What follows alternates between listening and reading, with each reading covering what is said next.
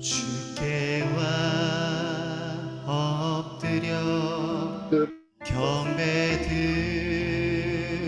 경배드립니다. 주 계신 곳엔 기쁨 가득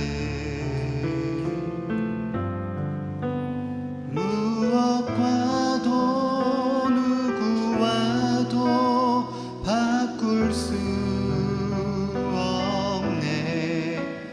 예배 드림이 기쁨 됩니다. 나 주께 와 엎드려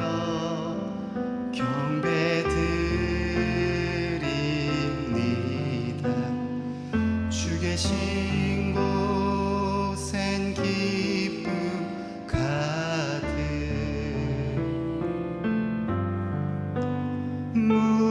무엇과도 누구와도 바꿀 수 없네. 예배 드림이 기쁨 됩니다.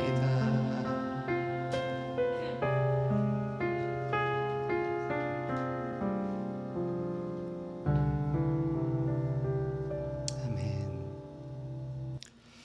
이 시간 우리 다 같이 묵상으로 기도하심으로 5월 29일 주일 예배를 하나님께 드리겠습니다.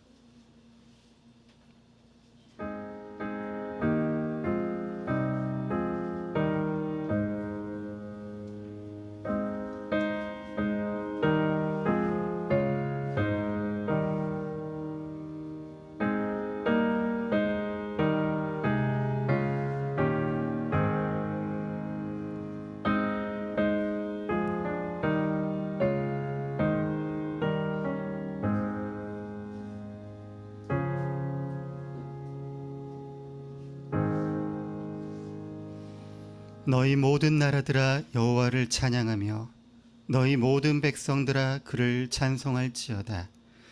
우리에게 향하신 여호와의 인자하심이 크시고 여호와의 진실하심이 영원함이로다. 할렐루야. 사랑과 은혜의 주님, 오늘도 거룩한 주일 사랑하는 주의 권속들이 한자리에 모여 주님을 예배합니다. 오늘도 우리가 드리는 이 예배가 영과 진리 안에서 우리 하나님께 드리는 영적 예배가 되게 하시사 하나님께는 영광이요 우리에게도 한없는 기쁨과 감사가 넘치는 예배가 되게 하여 주시옵소서. 감사드리며 살아계신 우리 주 예수님의 이름으로 기도드리옵나이다. 아멘.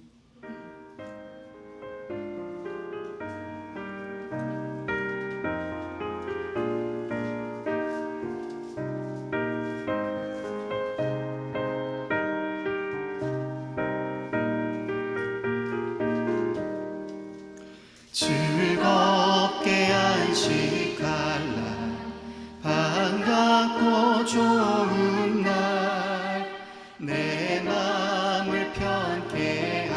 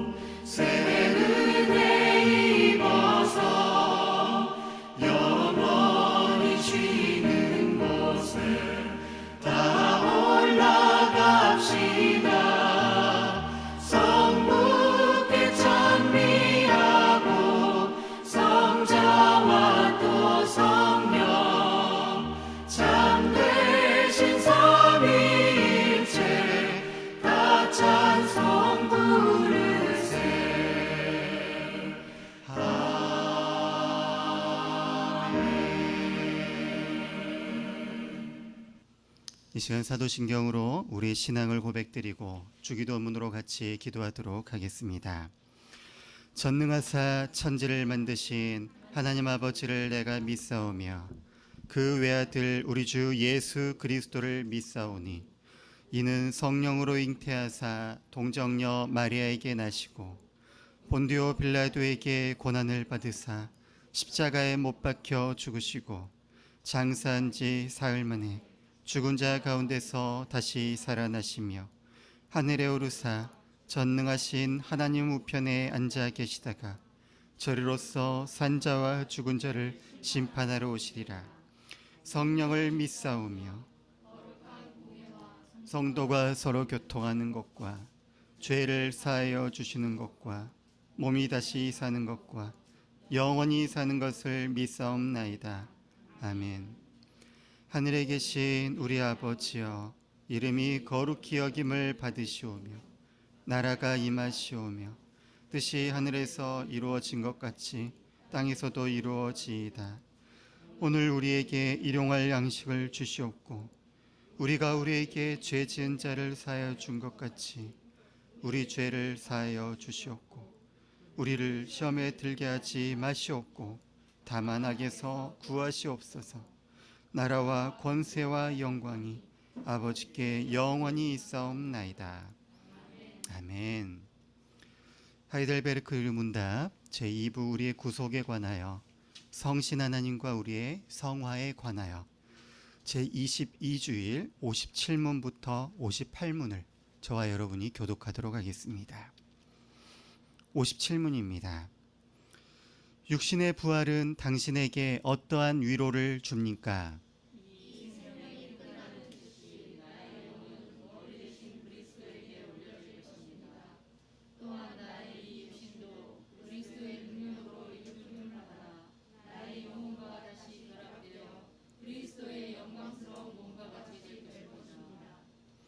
영원한 생명은 당신에게 어떠한 위로를 줍니까?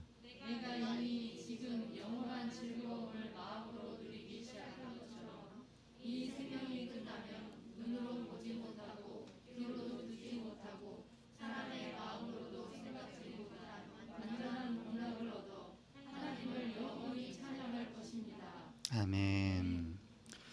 이 시간은 우리의 죄를 고백하는 시간입니다. 우리는 모두 거룩하신 하나님 앞에 의롭게 된 죄인들입니다. 우리가 주님 앞에 거룩하고 정결한 예배로 나아가기 위해서는 항상 우리 주 예수 그리스도의 십자가 은혜를 덧입어야만 합니다. 우리는 단 하루도 우리 주 예수 그리스도의 그 은혜를 힘입지 않고서는 살아갈 수 없는 존재들이기 때문입니다. 이 시간에 한 주간 있었던 모든 일들을 우리 주님 앞에 다 내려놓고 회개할 때에 긍휼에 풍성하신 하나님 아버지께서 우리 주 예수 그리스도의 십자가의 은혜를 다시 부어주셔서 우리를 깨끗해 하여 주실 것을 바라는 마음으로 이 시간 다 같이 회개하며 나아가도록 하겠습니다. 기도하겠습니다. 사랑의 하나님 아버지, 은혜를 감사합니다. 이 시간에도 아버지 앞에 우리가 이렇게 나올 수 있도록 허락하여 주신 것을 감사드립니다. 하나님 함께하여 주옵시고 주님 아버지, 이 시간도 회개로 나아갈 때 우리 주 예수 그리스도의 은혜를 부어주시고 주님 함께하여 주시옵소서. 하나님 아버지의 크신 사랑과 능력을 부어주셔서 온전히 주님 앞에 예배할 수 있도록 주님 도와주시고 예수 그 십자가 그리스도의 그 보혈의 공로, 오늘 또 우리가 힘을 얻어 하나님 앞에 나아갈 수 있도록 주여 도와주시고 주님 인도하여 주시옵소서. 우리의 모든 연약함, 우리의 모든 부족함까지도 다 채율하시고 우리 주님의 그 은혜를 기억합니다. 오늘 하루도 아버지, 이 예배가 온전한 예배가 될 수 있도록 주님 붙들어 주시옵소서. 아버지 함께해 주시고 심령 깊은 곳을 살피게 도와주시고 우리 마음 깊은 곳에 도사리고 이 모든 죄악의 어두움들이 우리 주 예수 그리스도 십자가 은혜로 다 벗어질 수 있도록 주여 아버지 함께해 주시고 인도하여 주시옵소서. 우리가 오직 주의 은혜로만 살아간다는 사실 기억하게 하여 주시옵소서. 그런즉 누구든지 그리스도 안에 있으면 새로운 피조물이라. 이전 것은 지나갔으니 보라 새 것이 되었도다. 지금 우리가 하나님 앞에 구체적으로 우리 죄를 기도했사오니 자비로우신 하나님께서 우리 주 예수 그리스도의 십자가 은총을 다시 부어주셔서 우리 죄를 깨끗하게 하셨음을 믿고 예배하게 하여 주시옵소서. 감사드리며 예수님의 이름으로 기도드리옵나이다. 아멘.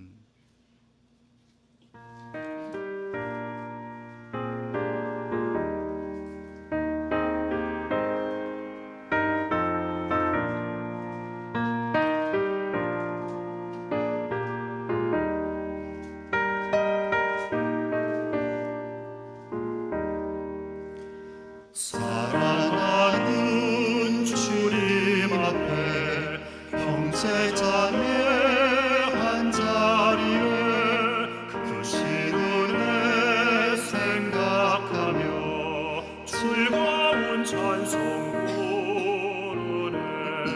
내 주 예수 본을 받아 모든 사람 내 몸같이 환난 근심 위로하고 진심으로 사랑하세. 사랑하는 주님 앞에 온갖 충성 다 바쳐서 괴로우나 즐거우나 주님만 힘써 섬기네. 우리 주님 거룩한 손 제자들의 발을 씻어 남 섬기는 종의 도를 몸소에게 보이셨네.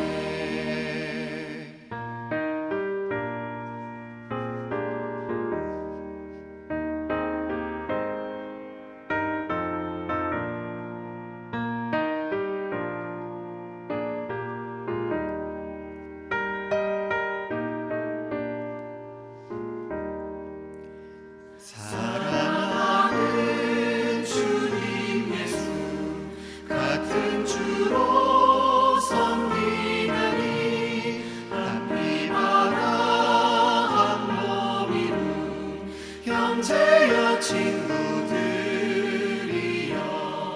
한 몸같이 친밀하고 마음으로 하나 되어 우리 주님 크신 뜻을 지성으로 준행하세.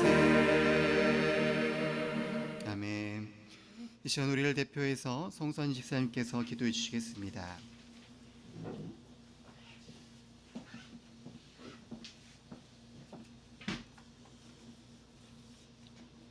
기도하시겠습니다.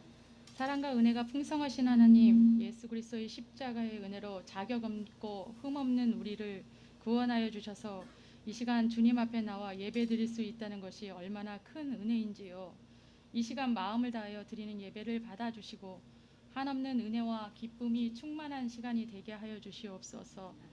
우리를 둘러싸고 있는 문제들, 어려운 환경들로 인해서 오직 여호와 하나님만을 의지하는 기회가 되게 하시고 우리의 한계를 넘어 또한 결핍 위 하나님을 만나는 귀한 자리임을, 가장 연약하고 가난할 때가 하나님의 일하심 때임을 기억하게 하셔서 이 시간을 잘 견디며 이겨내게 하소서. 아멘. 하나님 아버지, 지금 전 세계적으로 우크라이나와 러시아 전쟁으로 인해서 어려움에 처해 있습니다. 전쟁이 하루속히 멈추게 하시고 그 땅에 평화가 임하게 하여 주시옵소서. 교회의 머리 되신 주님, 은혜 누림 교회를 사랑하시어 늘 눈동자처럼 돌보아 주심에 감사드립니다. 교회의 한몸된 지체를 축복하여 주시고 주님의 기쁘신 뜻을 따라 살아가는 교회가 되게 하시어 성령 안에서 같은 말과 같은 마음, 같은 뜻으로 온전히 합하여 서로를 사랑하게 하시고 세상에 맛을 내는 소금인 교회, 빛을 비추는 빛인 교회로 살아가게 하여 주시옵소서. 말씀 전하신 양강년 목사님께 성령의 기름 부어 주셔서 하늘의 권세와 능력으로 덧입혀 주시고 말씀에 우리의 삶 가운데 능력으로 나타나게 하여 주시옵소서. 힘들고 지친 주님의 자녀들이 말씀을 통해서 치유받고 회복되게 하시고 믿음이 더욱 자라나는 시간들이 되게 하여 주시옵소서. 지금도 살아계셔서 우리와 함께 하시는 예수님의 이름으로 기도드립니다. 아멘.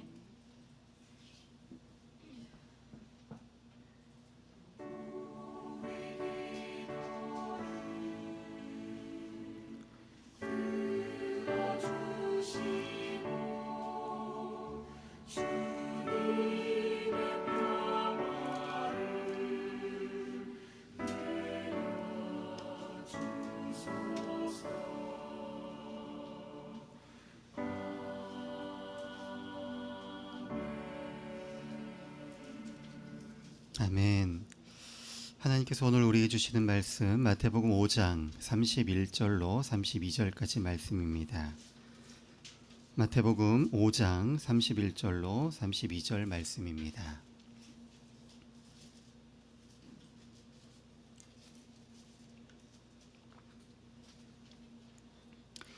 마태복음 5장 31절로 32절 말씀을 저와 여러분이 한 목소리로 함께 봉독합니다. 또 일러스되 누구든지 아내를 버리려거든 이혼 증서를 줄 것이라 하였으나 나는 너희에게 이르노니 누구든지 음행한 이유 없이 아내를 버리면 이는 그로 간음하게 하며 또 누구든지 버림받은 여자에게 장가드는 자도 간음함이니라. 아멘. 할렐루야. 아멘. 우리는 지금 계속해서 산상수훈의 말씀을 보고 있습니다. 오늘 벌써 17번째 말씀 되겠습니다. 지난주 말씀 기억하시죠? 죄의 사악성에 대해서 말씀을 드렸죠. 죄가 무엇인지에 대한 말씀을 드렸습니다. 죄는 단순한 것이 아니었습니다.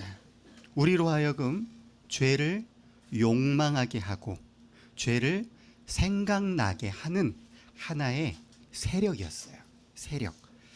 이 세력은 우리 마음 깊은 곳에 자리 잡고 앉아서 우리로 하여금 그 힘에 굴복시켜서 노예로 만들었습니다. 그리고 이 세력은 너무 강해서 우리의 힘으로는 이것을 이길 수가 없습니다. 그러나 이것을 없애지 않는다면 우리는 또 다 하나님을 대적해서 영원한 멸망의 길로 갈 수밖에 없습니다. 그래서 우리 주님은 이 가공한 세력을 멸하시기 위해서 이 땅 가운데 오신 것입니다. 그리고 십자가 사역을 통해서 이 세력을 없이 하시고자 하신 거예요.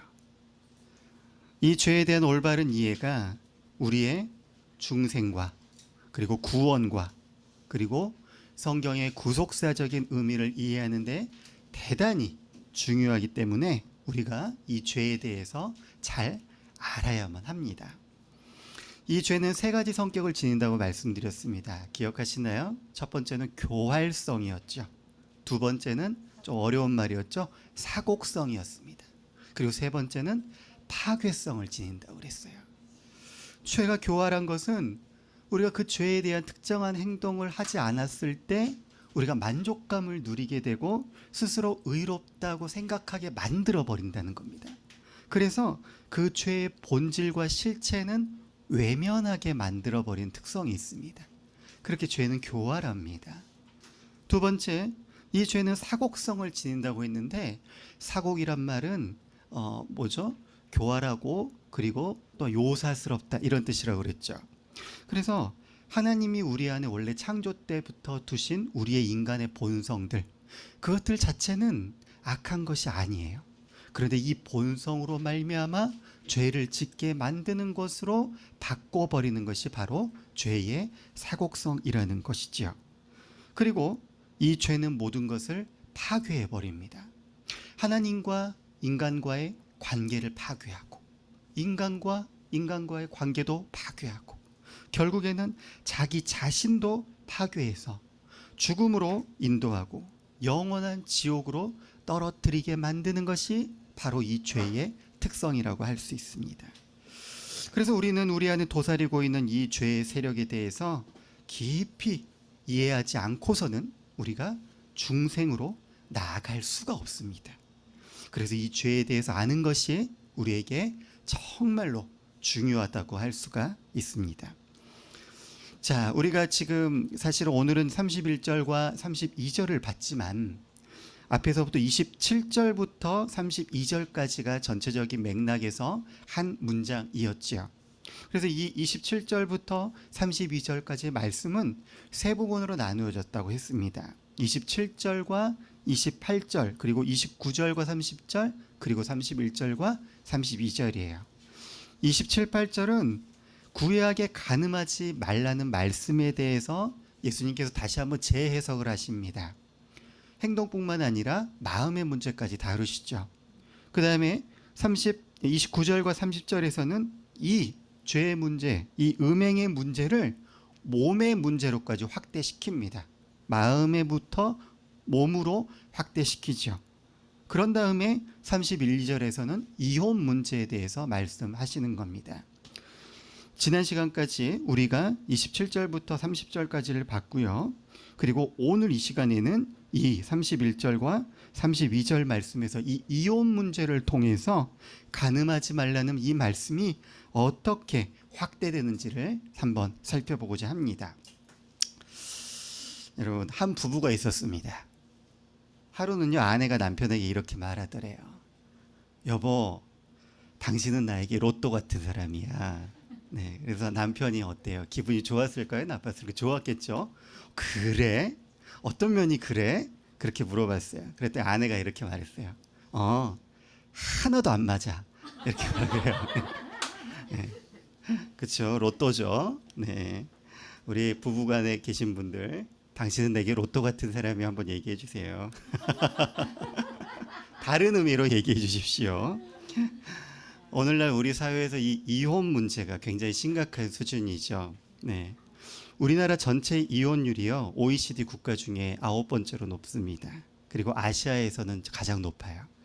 심각한 수준입니다. 근데 예수님 당시에도 이 이혼이 굉장히 심각한 문제였어요.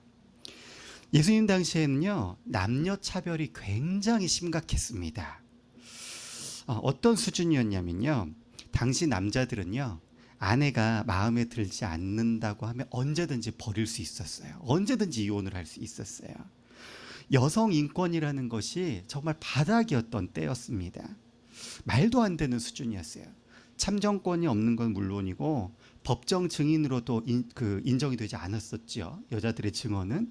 그리고 사람 수를 셀 때에도 여자와 아이들은 세질 않아요. 남자들만 세요. 그런 때였습니다. 반대로 남자들에게는요, 굉장한 선택권들이 있었어요. 자유가 있었어요. 마태복음 19장에서 예수님이 당시에 시행되던 방식의 이 이혼이 잘못된 것이라고 말씀을 하세요. 그 말을 다 듣고 제자들이 이렇게 얘기합니다. 마태복음 19장 10절 한번 펴볼까요? 이따가 또 계속 봐야 되니까 거기를 한번 펴놓으세요. 마태복음 19장이에요.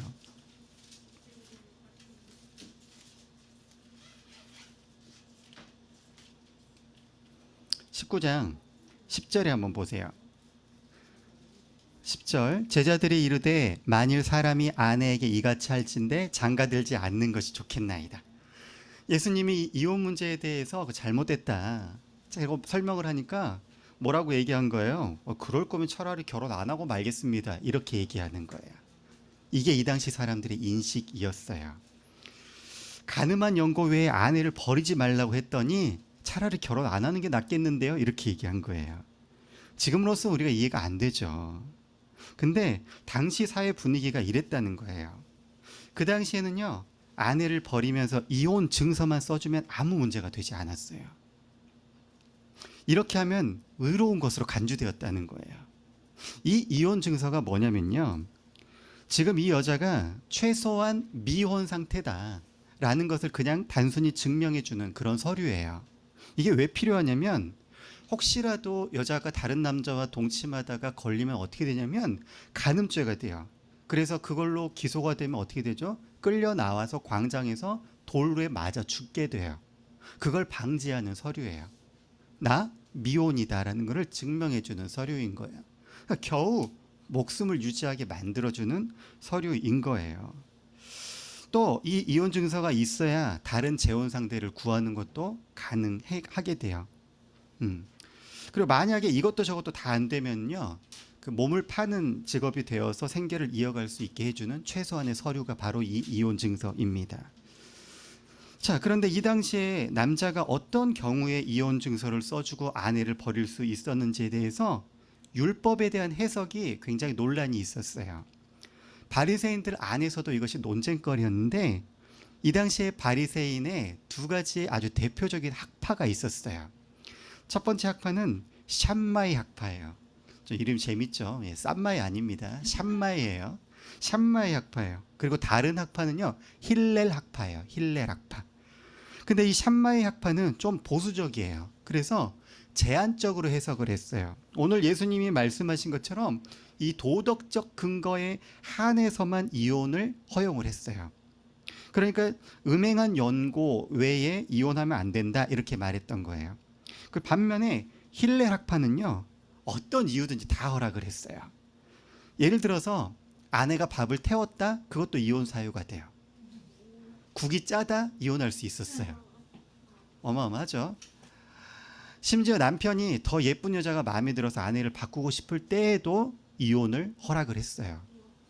그러니까 예수님 당시에는 이 힐렐 학파의 해석이 주류를 이루고 있었다는 겁니다. 사람들이 이걸 다 받아들였다는 거예요. 그래서 당시 여자들은요, 남편이 원하기만 하면 이혼을 당할 수도 있다는 것을 잘 알고 있었어요. 그래서 오늘 본문에 이 얘기가 나온 거예요. 자, 그리고 오늘 이 본문을 방금 우리가 폈던 마태복음 19장, 여기서는 조금 더 구체적으로 말씀을 하세요. 3절부터 10절이에요. 우리 한번 다 같이 한번 읽어볼까요? 19장 3절부터 10절. 시작. 바리새인들이 예수께 나와 그를 시험하여 이르되, 사람이 어떤 이유가 있으면 그 아내를 버리는 것이 옳으니까? 예수께서 대답하여 이르시되, 사람을 지으신 이가 본래 그들을 남자와 여자로 지으시고, 말씀하시기를 그러므로 사람이 그 부모를 떠나서 아내에게 합하여 그 둘이 한 몸이 될지니라 하신 것을 읽지 못하였느냐? 그런즉 이제 둘이 아니요 한 몸이니, 그러므로 하나님이 짝지어 주신 것을 사람이 나누지 못할지니라 하시니, 여짜오되 그러면 어찌하여 모세는 이혼 증서를 주어서 버리라 명하였나이까? 예수께서 이르시되, 모세가 너희 마음의 완악함 때문에 아내 버림을 허락하였거니와 본래는 그렇지 아니하니라. 내가 너희에게 말하노니 누구든지 음행한 이유 외에 아내를 버리고 다른 데 장가드는 자는 간음함이니라. 제자들이 이르되, 만일 사람이 아내에게 이같이 할진대 장가들지 않는 것이 좋겠나이다. 네, 오늘 본문 이 31절에서의 이혼 증서란 말이 이 19장 7절에 나오죠. 모세가 왜 이혼 증서를 주어서 버리라고 명하셨습니까? 이렇게 나오지요. 자, 이 모세의 율법에 나왔다는 겁니다. 이게 신명기 24장 1절에 나와요. 제가 읽어드릴게요. 사람이 아내를 맞이하여 데려온 후에 그에게 수치되는 일이 있음을 발견하고 그를 기뻐하지 아니하면 이혼 증서를 써서 그의 손에 주고 그를 자기 집에서 내보낼 것이요, 이렇게 되어 있습니다. 신명기 22장에서 24장 사이에 모세 율법에서 이혼의 그 이유가 나옵니다. 근데 이 말씀들은요, 결코 이혼을 정당화하는 그런 주제의 말씀들이 아니에요. 아주 제한적으로 여자 쪽의 그 성적 부도덕을 전제로 해서 이혼을 말씀하고 있는 거예요.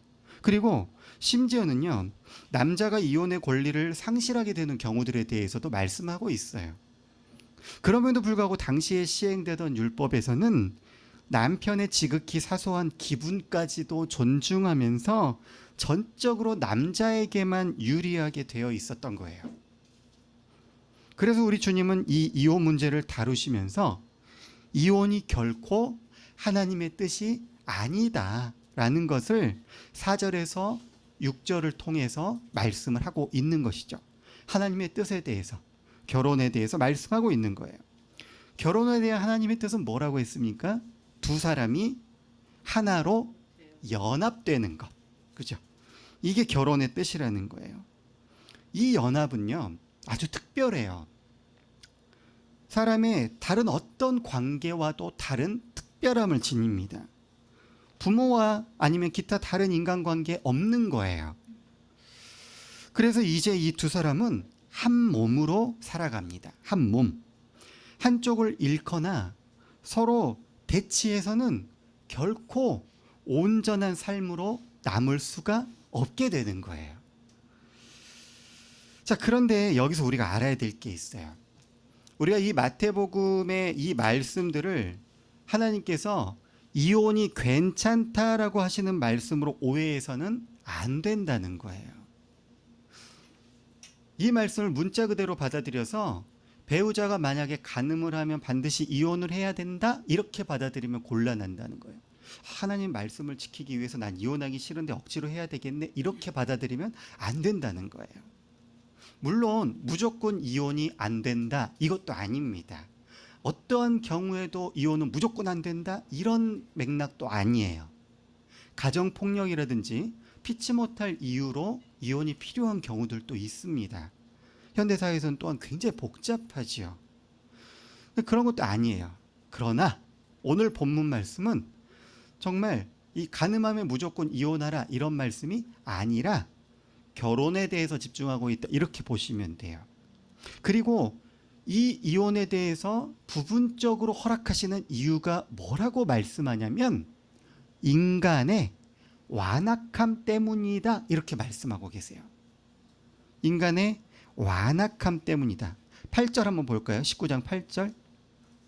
예수께서 이르시되 모세가 너희 마음에 뭐 때문에? 완악함 때문에 허락한 거다라는 것입니다. 쉽게 말해서 이혼하라고 말하신 이유가 인간 마음의 비열함 때문이라는 겁니다. 무슨 말이냐면 지금 주님이 말씀하신 이 상황에서 만약에 남자가 여자를 버릴 수 없을 경우에 당시 사회적 분위기상 그 여자는 어떻게 되냐면 학대를 당하거나 심지어는 죽을 수도 있어요. 심지어 죽을 수도 있다는 거예요. 그걸 알고 계셨기 때문에 주님은 차라리 이혼하는 게 낫다 이렇게 말씀하시는 겁니다. 자, 여러분 결혼이라는요 둘이 한 몸이 되는 거예요. 이것은요 본질상 하나님께서 그렇게 창조하신 거예요. 우리 지난주에 성경 말씀 때 이거 하나됨의 연합에 대해서 배우면서 하나님께서 인간을 창조하실 때 원래 연합된 존재로 지었다는 것을 말씀드렸습니다. 삼위일체의 하나님의 형상을 닮은 인간도 원래적 존재는 개별적 존재가 아니라 개별적이면서 동시에 연합된 존재, 이것이 인간의 본래적 모습이었다는 거예요. 죄로 말미암아서 이 관계들이 다 쪼개져서 이게 흩어진 거다 설명드렸습니다. 그리고 이 연합의 그 원형이 아직까지도 남아있는 형태가 바로 결혼이라는 형태인 거예요. 그러니까 인간은 본질상 하나로 창조되었어요. 연합의 존재로 창조되었다는 거예요. 이건 무슨 얘기냐면요, 이것이 자연계에 존재하는 물리 법칙과 같이 하나님이 정하신 거라는 거예요. 왜 1 더하기 1은 2여야만 됩니까? 자연 법칙이에요. 변하지 않는. 이 법칙이 무너지면 온 우주의 질서가 다 무너지게 되는 것이죠. 달이 저기 돌 수가 없게 되는 거예요. 태양이 떠 있을 수가 없게 되는 겁니다. 자연 법칙이에요. 하나님이 정하신 법칙인 겁니다. 우리에게 있어서 어떤 것들은요 마땅히 해야 될 시기를 놓쳐버리면 영영 채워주지 않고 결핍되는 것들이 있어요. 예를 들어서 우리 아기들 있죠. 유년기 때 충분한 영양을 공급 못 받으면요 평생 동안 그 영향이 남습니다. 아이들의 성장 과정에서 꼭 필요한 요소들이 있죠. 그게 결핍되어 버리면 그 부분이 자라지 않게 되어 버려요. 나중에 근데 그걸 보충한다고 해서 그것이 회복될 수 있느냐? 그렇지 않습니다. 평생 장애나 상처를 안고 살아가야 하는 거예요. 우리 뇌의 물리적인 구조도 마찬가지입니다. 인간의 특정한 생애 주기들이 있어요. 이 생애 주기에서 뇌가 발달하지 못하면요, 특정한 부분은 영영 발달이 불가능하게 됩니다. 자연 질서는요, 한번 잃어버리면 다시는 되찾을 수 없는 것이 많아요. 결혼도 이런 자연 질서와 같다는 것입니다. 그래서 하나님께서 둘이 한 몸이 되도록 정해 놓으신 법칙이에요. 그렇기 때문에 이혼은요, 남은 평생에 지울 수 없는 상처를 남길 수밖에 없는 거예요. 어떤 종류의 이혼이 됐든 그것이 정당하든 그렇지 않든 상관없이 이 상처는 반드시 남게 됩니다. 또 한 가지 이 본문에서 말씀하고 있는 건 뭐냐면, 이혼 증서를 주고 모든 일을 법적으로 처리했다고 해서 그것만으로 의를 행했다거나 선한 사람이 되었다고 할 수 없다는 거예요. 이것이 오늘 본문 말씀의 요지예요. 당시 바리새인들은 율법에 몇 가지 하는 것과 그리고 하지 않는 것, 이걸 지켰다고 해서 스스로 의롭다고 여겼습니다. 그리고 우리가 지난 시간에 이것이 죄의 교활성이라고 그랬죠. 나는 이거 지켰어. 그러니까 나는 괜찮은 사람이야. 나는 의로워. 하나님 앞에 괜찮을 거야. 받아들여질 거야. 라고 생각하는 것. 이 죄의 교활성이에요. 이러한 행동을 하지 않는 것으로 말미암아서 스스로 의롭다, 뿌듯하다고 느낀 겁니다. 별 이유도 아닌데 아내를 버려놓고 이혼 증서를 써줬다고 나는 의로워, 이렇게 얘기하고 있었던 거예요. 주님은 이 가르침에서 그들의 그런 생각을요, 뒤엎으시는 거예요. 지금 잘못됐다고 얘기하시는 겁니다. 옛 디카이오 수네가 그것을 인정했다고 해서 당당하게 그 일을 행하면서 율법을 자신들의 수준으로 끌어내려가지고 더한 것도 하고 있는 이 죄인들에게 그들의 행태가 잘못됐다 지적하고 계신 거예요. 또 주님께서는 이혼에 대한 그 옛 견해를 거부하는 이유를 분명하게 밝히세요. 32절이에요. 19장 오늘 본문 32절에 이렇게 되어 있죠. 나는 너에게 이르노니 누구든지 음행한 이유 없이 아내를 버리면 이는 그로 간음하게 함이요, 또 누구든지 버림받은 여자에게 장가드는 자도 간음한이니라. 간음죄와 연결지어서 이혼 문제를 설명하고 계시죠.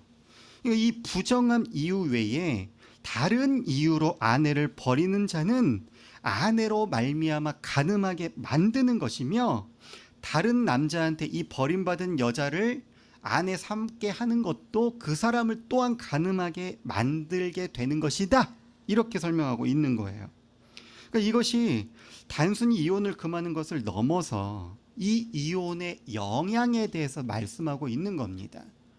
너희들이 지금 이렇게 괜찮다고 하는데 이것은 다른 사람에게도 죄를 짓게 만드는 게 아니냐, 이게 어떻게 의롭다고 할 수 있는 것이냐, 이렇게 말씀하고 있는 거예요. 실질적으로 당시에 이혼당한 여자는요, 한마디로 인생이 끝난 거나 마찬가지였어요. 당시 이혼한 여자가 할 수 있는 것은 세 가지뿐이었습니다. 첫 번째는요, 인심 좋은 친척 집에 들어가 사는 거예요.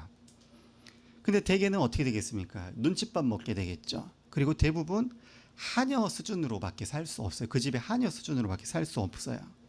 두 번째는 다른 남자를 만나서 재혼하는 겁니다. 근데 대부분 불량품 취급을 받으며 구박받는 삶을 살았어요. 그리고 나머지 하나가 뭐냐면 몸을 파는 여자로 전락하는 겁니다. 왜냐하면 당시 여자들은 경제적으로 할 수도 있는 일이 아무것도 없었어요. 이 일밖에 없었어요. 생존을 위해서 어쩔 수 없는 선택이었습니다.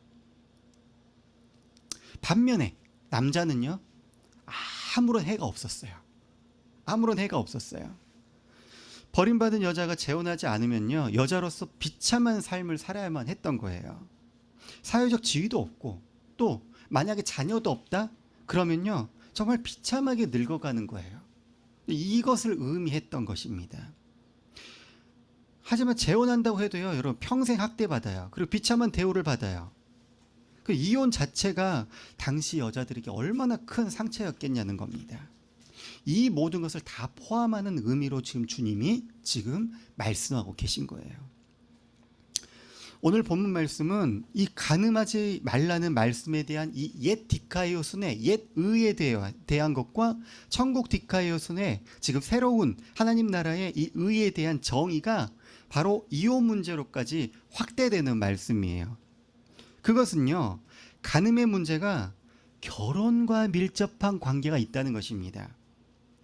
더 나아가서 올바른 결혼이 간음이라는 죄악의 정반대쪽에 있는 선한 쪽, 선이다, 이렇게 말씀하고 있는 것과 같아요.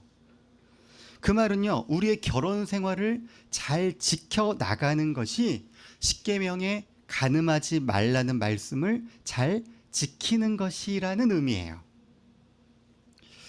그렇다면 우리의 결혼은 어떠해야 됩니까? 그리고 무엇이 성경적인 결혼이겠습니까? 여러분, 결혼 예식을 한번 생각해 봅시다. 우리 다들은 아니고요. 결혼하신 분은 있죠. 네, 다들이로 애들이 모여가지고 깜짝 놀랐습니다. 네. 결혼하신 분들 한번 생각해 보세요. 결혼식 한번 생각해 볼게요. 자, 이 결혼 예식에서 가장 핵심이 되는 순서가 무엇일까요? 자, 결혼 예식. 자, 신랑 입장, 신부 입장, 주례, 축가 많이 있잖아요. 가장 핵심이 되는 순서, 우리 집사님이 말씀하신 것처럼 뭐냐면요, 혼인 서약이에요. 혼인 서약. 그죠? 혼인 서약입니다. 자, 이 혼인 서약은요, 두 사람이 서로 부부가 되기로 약속을 하는 거죠. 약속을 하는 거예요. 서약을 맺는 겁니다. 그래서 결혼식에 오시는 그 하객들은요, 단순한 하객이 아니에요. 바로 증인입니다. 증인. 이 결혼에 대한 증인이에요. 증인. 약간 법적인 용어가 들어가 있는 거예요. 결혼식에. 두 사람의 서약이 증인이 되어주는 겁니다. 게다가 여러분, 기독교적인 결혼 예식은 어떻게 하는지 아시죠? 성경에 두 사람이 손을 얹고 하나님 앞에서와 하객들, 여러 증인들 앞에서 약속을 하는 거예요. 하나님 앞에서 약속을 하는 거라는 거예요. 그렇죠? 여러분, 서약을 다른 말로 하면요, 언약입니다. 언약. 그죠? 언약이에요. 그러니까 두 사람이 이 언약을 언제까지 지키기로 약속하는지 아십니까, 여러분? 그 다음 죽는 날까지. 네. 죽는 날까지. 검은 머리 팥불이 될 때까지가 아니고 넘어서서 죽는 날까지예요. 여러분, 그 약속의 내용을 한번 제가 읊어드릴게요. 이렇게 되었듯 여러 가지가 있더라고요. 제가 찾아봤더니 결혼 서약이 여러 종류가 있는데 가장 대중적인 거, 가장 많이 알려진 거, 우리 영화나 드라마에서 많이 하는 거 있죠? 그거 한번 알려드릴게요. 나 누구누구는 그대 누구누구를 아내로 혹은 남편으로 맞아 오늘 이 시간 이후로 좋을 때나 나쁠 때나 혹은 기쁠 때나 슬플 때나, 그죠? 부유하거나 가난하거나 아프거나 병들거나 죽음이 우리를 갈라놓을 때까지 사랑하고 아낄 것을 신성한 하나님의 법률에 따라 서약합니다. 이렇게 돼요. 자, 요게 나는 이렇게 안 했는데 이게 원문이에요. 이게 이 유명한 이 결혼 서약문이 어디에 나오냐면 1549년에 영국 국교에서 만들어진 공도문에 트록된 그 내용이에요. 결혼 기도 선언문이에요. 그 서약 내용입니다. 그리고 이게 이제 가장 많이 인용되고 다 이거를 약간씩 변형해서 혼인 서약을 하게 되어 있습니다. 이 서약을 지키는 것은 우리의 결혼한 사람들의 의무예요. 의무입니다. 그리고 이 의무는 우리의 감정이나 상황이나 환경에 따라 변하지 않습니다.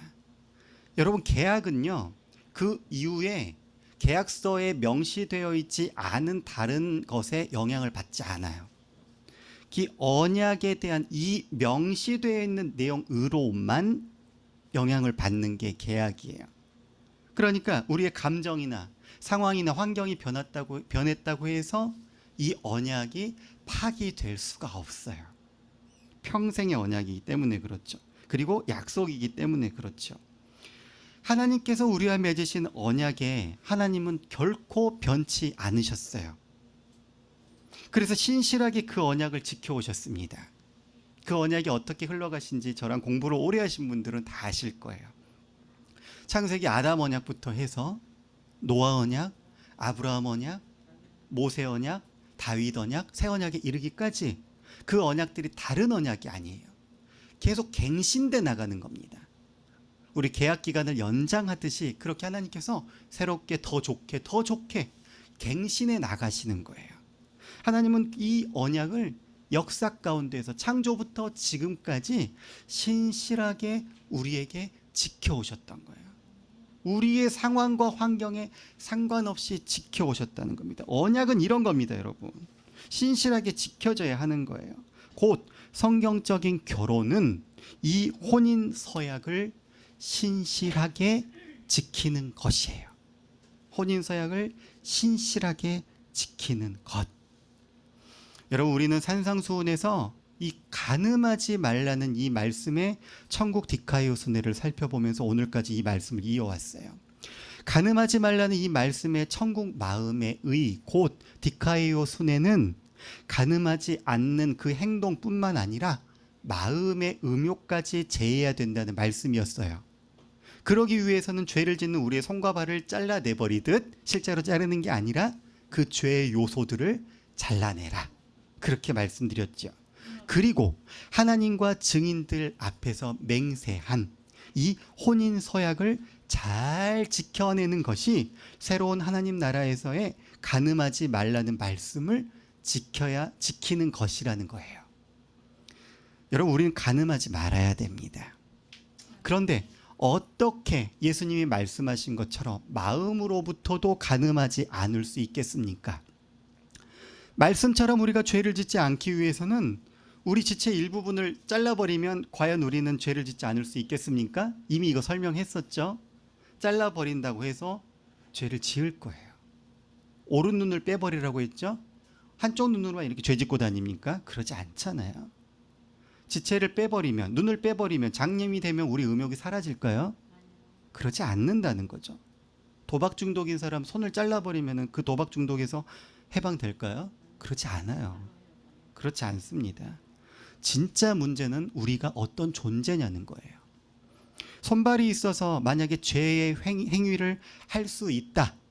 다시 말하면 우리 앞에 죄의 여건들이 이렇게 마련되어 있고 다 갖추어졌을 때 우리는 과연 어떤 행동을 할 것이냐는 겁니다. 과연 나는 어떤 존재라는 거예요. 그 상황에서 나는 어떻게 할 것인가.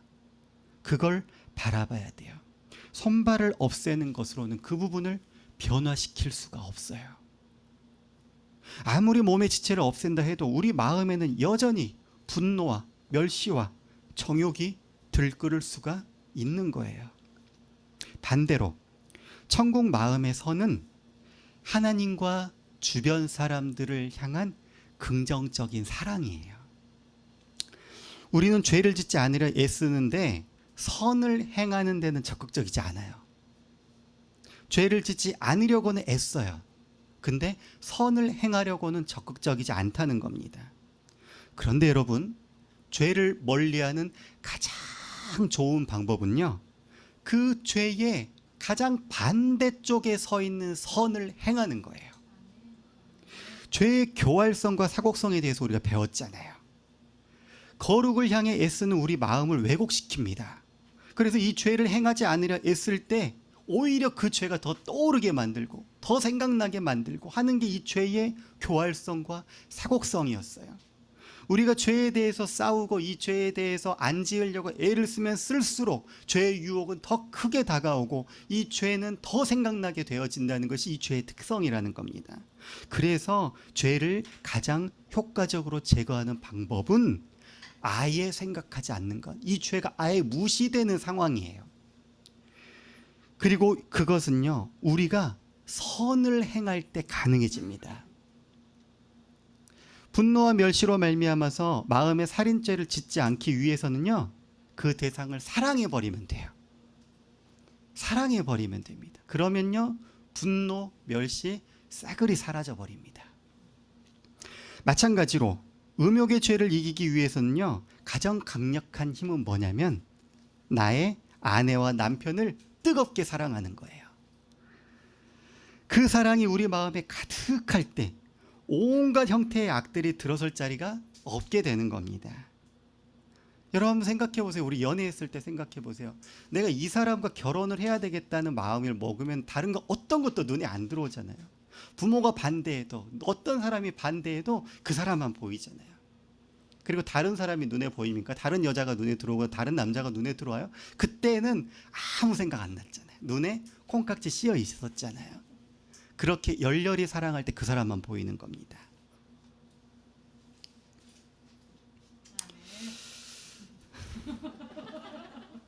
이것이 이 산상수훈 말씀을 통해서 우리 주님이 말씀하신 천국 디카이오 순회의 실체입니다. 선으로 가득한 마음, 하나님을 사랑하고 사람을 사랑하는 것으로 가득한 마음을 품은 사람들이 천국 백성들이라는 거예요. 하나님 나라의 참 백성들이라는 겁니다. 그리고 예수님께서 가져오실 그 나라의 실체라는 거예요. 예수 십자가 복음으로, 그 십자가의 은혜로 말미암아 거듭난 사람들의 특징이라는 것이죠. 여러분, 음욕의 죄를 이기고 싶으십니까? 이렇게 아멘이 약하면 안 되는데. 여러분, 음욕의 죄를 이기고 싶으십니까? 아멘. 배우자를 뜨겁게 사랑하십시오. 할렐루야. 하나님께서 여러분에게 주신 한 몸 된 내 아내, 내 남편을 사랑하는 마음이 여러분 가운데 가득할 때에 음욕은 여러분 마음에 들어설 자리가 없게 될 것입니다. 그리고 하나님이 주인 되시는 이 하나님 나라가 여러분의 가정 가운데 충만하게 임하게 될 것이라는 겁니다. 오늘 이 말씀을 들은 저와 여러분이 죄를 이기는 법을 깨달아서 승리함으로 우리 주 안에서 은혜를 다 누리시는 거룩한 하나님의 사람들 되시기를 주님의 이름으로 간절히 축원드립니다. 할렐루야. 기도하겠습니다. 사랑의 하나님 아버지, 이 시간에 기도할 때에 우리 하나님께서 오늘 말씀하여 주신 것과 같이 천국 디카이오 순회의 이 의는 죄에 대해서 싸우는 것은 우리가 죄와 직접적으로 싸우는 것이 아니라 선을 행하는 것, 죄의 정반대편에 있는 의를 행하는 것으로만 가능하다는 거예요. 그리고 우리 주님께서 십자가 지심으로 이것을 가능하게 만드셨어요. 성령이 우리 안에 오심으로 가능하게 만드셨어요. 우리는 자꾸 이 죄의 교활성에 빠져서 죄와 직접적으로 싸우려고 하고 죄와 직접적으로 우리가 대적하려고 하기 때문에 자꾸 넘어지고 자꾸 실패하는 것입니다. 이 시간에 이 말씀을 들은 여러분들이 이 말씀대로 하나님, 내가 의를 행하는 자, 선을 행하는 자 되기를 원합니다. 오늘 말씀과 같이 이 간음하는 죄를 범하지 않기 위해서 이기는 비결은 우리 가정을 지키며 우리 배우자를 뜨겁게 사랑하는 것임을 배웠으니 이제 이 말씀대로 우리가 결혼 서약을, 혼인 서약을 신실하게 지켜가며 이 약속 가운데에서 우리 가정을 든든하게 세우는 우리 모든 가정 되게 하여 주시옵소서라고 이 시간 말씀을 기억하면서 함께 통성으로 기도하며 나아가겠습니다. 기도합니다. 오 사랑의 하나님 아버지, 은혜를 감사합니다. 아버지 하나님, 오늘도 이 말씀을 통하여 우리가 간음하지 말라는 이 말씀이 아버지 어떻게 행해야 될지에 대해서 배웠습니다. 하나님 아버지, 우리가 이 선을 행하는 데 애쓰는 자들이 되기를 원합니다. 주님의 말씀대로 살아가려 애쓰는 자들이 되기를 원합니다. 이 악한 세상 가운데에서 하나님이 의라고는 찾아볼 수 없는 이 악하고 더러운 세상 가운데에서 어디를 둘러보나 죄를 생각나게 하는 것으로 가득한 이 세상 가운데에서 우리가 어떻게 하나님 나라의 의를 행하며 살아갈 수 있겠습니까? 하나님께서 우리에게 허락하여 주신 것들, 하나님께서 우리에게 허락하여 주신 이 가정을 아버지 신실하게 지켜나가고 우리가 하나님 앞에 서약했던 모든 것들을 신실하게 지켜나감으로 말미암아서 하나님 아버지, 우리가 모든 죄악을 이기고 하나님께서 우리에게 주시고자 하시는 그 의로 충만하게 하여 주시옵소서. 하나님, 이것이 우리 가정마다에 가득하게 하여 주시옵소서. 하나님 아버지, 선을 행함이 우리 가운데 넘쳐나기를 원합니다.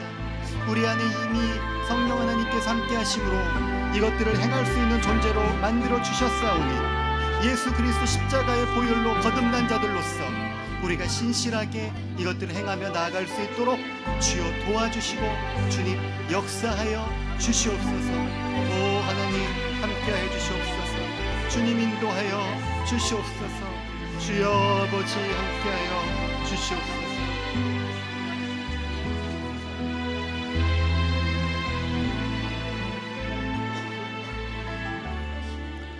사랑의 하나님 아버지, 은혜를 감사합니다. 오늘도 말씀을 통하여서 깨닫게 하여 주시는 은혜가 있음을 믿고 감사를 드립니다. 그동안에 우리가 죄와 싸워서 이기려 애써봤지만 우리의 힘으로는 잘 되지 않았던 것을 아버지 기억합니다.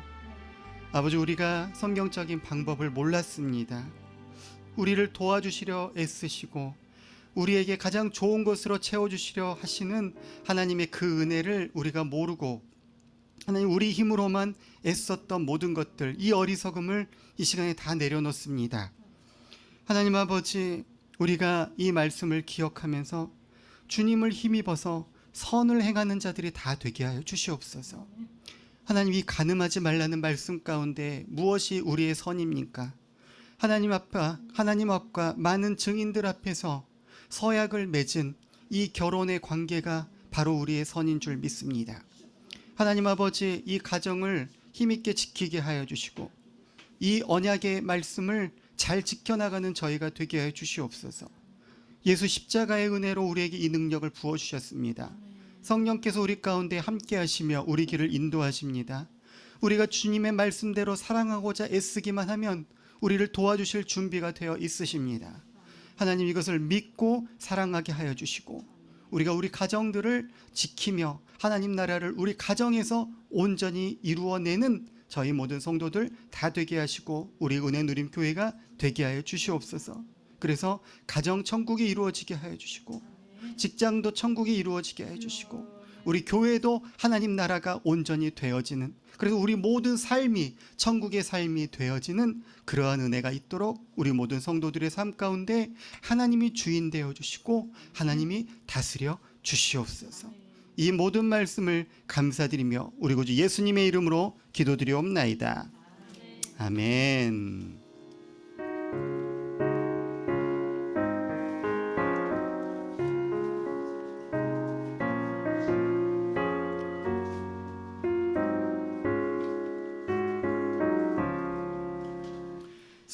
사철의 봄바람 불어이고 하나님 아버지 모셨으니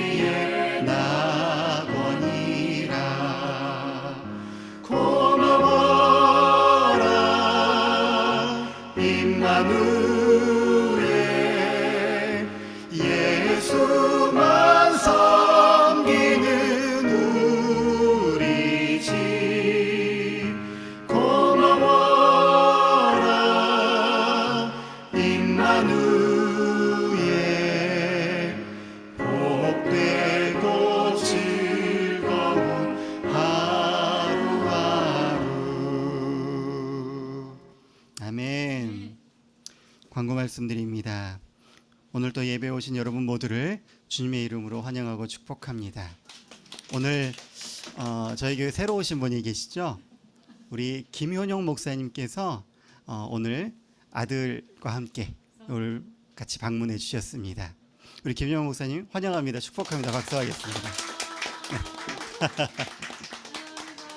네, 우리 김효영 목사님은 세종안교회에 제가 있을 때에 저랑 같은 방에서 같이 근무하시던 목사님이세요. 저는 예배 담당, 우리 김효영 목사님은 미디어 담당.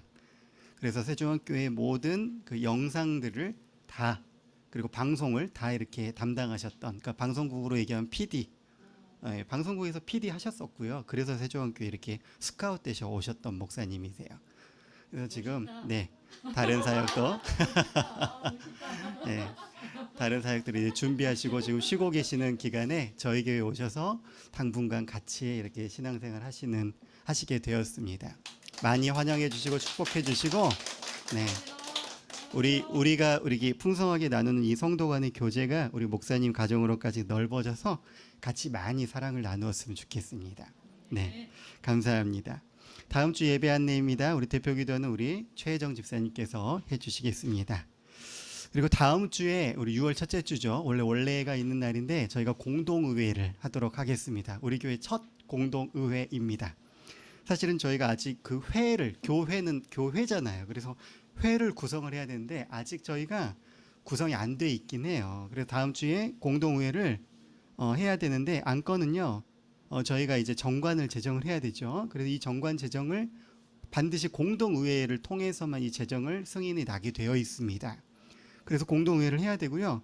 그 다음에 저희가 이제 교단에 이제 가입을 해야 됩니다. 아직은 저희가 교회를 우리끼리만 모여서 예배드리고 있거든요. 교단 가입을 해야 돼요. 그래서 그 부분에 있어서 교인들의 임명부의 서명을 받고 교단 가입에 공동의회에서 승인을 얻어서 교단 가입에 하게 돼 있습니다. 그리고 기왕이 하는 김에 저희가 교회 전체를 운영하는 운영위원도 위촉을 하도록 하겠습니다. 이런 안건들이 있기 때문에 다음 주에 공동의회를 하도록 하겠습니다. 자, 그리고 모임 안내입니다. 오늘 주일오후 성경 공부는 오늘 가족주일로 쉬게 되겠습니다. 아쉽죠? 네. 할렐루야. 네. 아쉬워요. 네. 대학부 성경 공부도 쉽니다. 네, 아쉽습니다. 초중등부 성경 공부도 쉽니다. 아쉽지 얘들아. 네. 자, 그리고 6월 1일이 우리 지방선거일이죠. 그래서 휴일이라서 그날은 새벽 기도회를 쉬도록 하겠습니다. 가끔 이렇게 쉬시면서 기도를 쉬지는 마십시오. 공식적인 새벽 기도회만 쉬시고 다른 시간에 여러분들 꼭 기도하시기 바랍니다. 금요 기도회가 지난주부터, 그러니까 요번 주였죠. 엊그제 금요일부터 우리가 대면으로 이 자리에서 모여서 했습니다. 너무 은혜로웠습니다. 제가 이렇게 온라인으로 할 때 여러분들 기도 소리도 틀어놓을 수가 없고 막 이게 찬양도 이게 안 맞잖아요. 같이 불러버리면. 그래서 저 혼자 부르니까 너무 힘들었거든요. 그랬는데 마이크가 없어도 기타 치면서 이렇게 다 같이 불러주시니까 또 여러분들이 또 우리 또 찬양팀이었잖아요. 그러니까 빵빵하게 옆에서 불러주니까 제가 하나도 안 힘들더라고요. 너무 편하더라고요.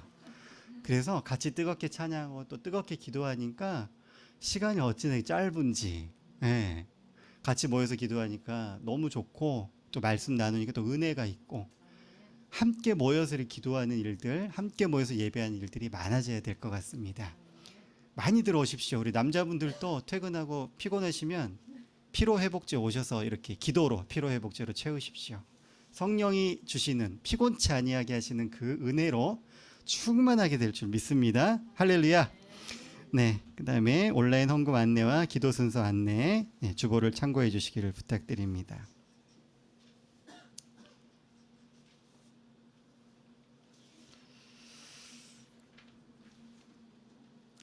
네, 헌금 사항입니다. 예배 헌금 드렸습니다. 11조 드렸습니다. 기도하겠습니다. 사랑의 하나님 아버지, 은혜를 감사합니다. 오늘 또 이렇게 좋은 날을 허락하여 주시고 이 좋은 계절에 우리가 함께 모여 하나님을 이렇게 풍성하게 예배할 수 있는 것이 얼마나 큰 감사인지요. 그동안에 코로나의 시기를 지나고 또 우리 교회가 설립되고 1년여의 시간 동안에 온라인으로 모이고 또 각 가정에서 소그룹으로 모일 수밖에 없었는데, 이렇게 우리가 하나 되어서 한 장소에서 모여서 예배하는 것이 얼마나 큰 감사인지 모릅니다. 우리가 이 시간들을 기억하게 하여 주시고, 하나님 앞에 교회가 무엇인지, 예배가 무엇인지, 하나됨이 무엇인지를 우리가 잘 생각하고 깨달아 알아 우리 하나님께만 영광을 올려드리는 저희 모두가 되게 하여 주시옵소서. 예배를 드림이 기쁨이 되게 하여 주시고, 하나님을 만나는 것이 무엇보다 사모가 되어지는 그러한 우리 은혜 누림 성도들이 다 되게 하시사, 이 시간에 기쁨이 넘치며 성령의 충만함으로 하나님께 영광 올려드릴 수 있는 저희 모두가 되게 하여 주시옵소서.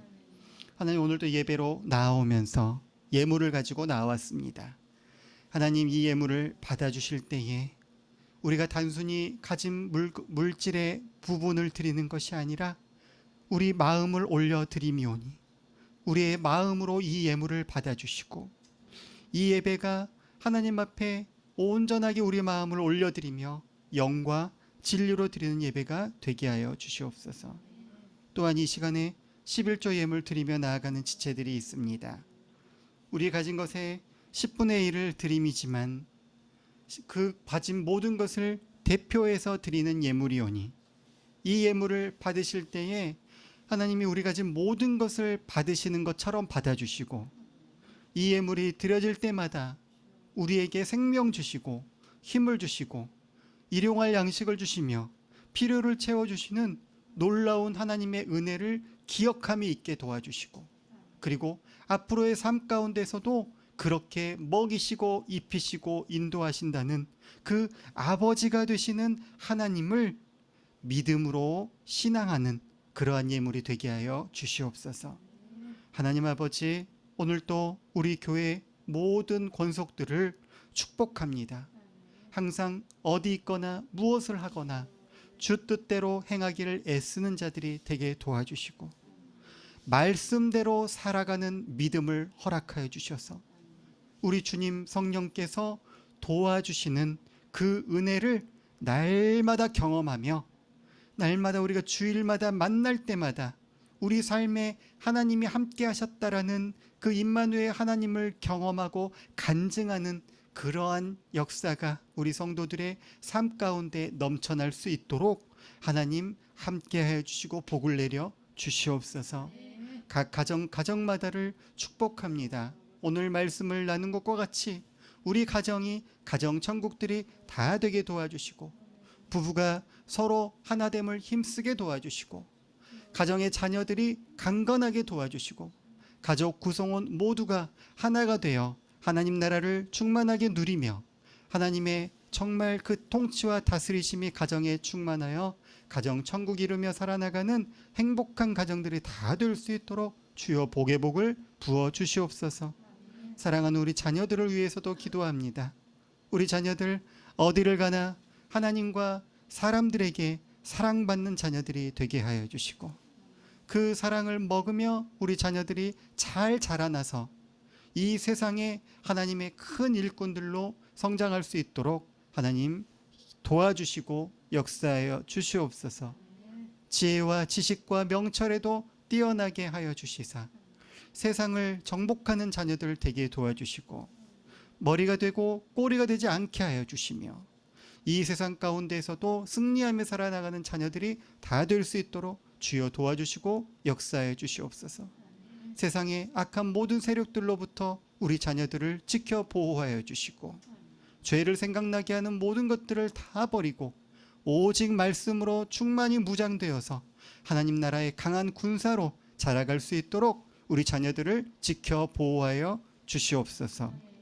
우리의 삶을 주님께 의탁드려오며, 지금은 우리 구주 예수 그리스도의 은혜와 하나님 아버지의 크신 사랑하심과 성령님의 교통, 감화, 인도 충만하신 역사가 오늘 이 시간에도 주님의 말씀대로 선을 행하기를 힘써 우리 가정을 가정천국으로 만들고자 소망하는 고개 숙인 사랑하는 모든 성도들의 머리 위와 그 가정과 일터와 학교와 몸된 교회 위에 이제로부터 영원 무궁토록 함께 있을지어다. 아멘.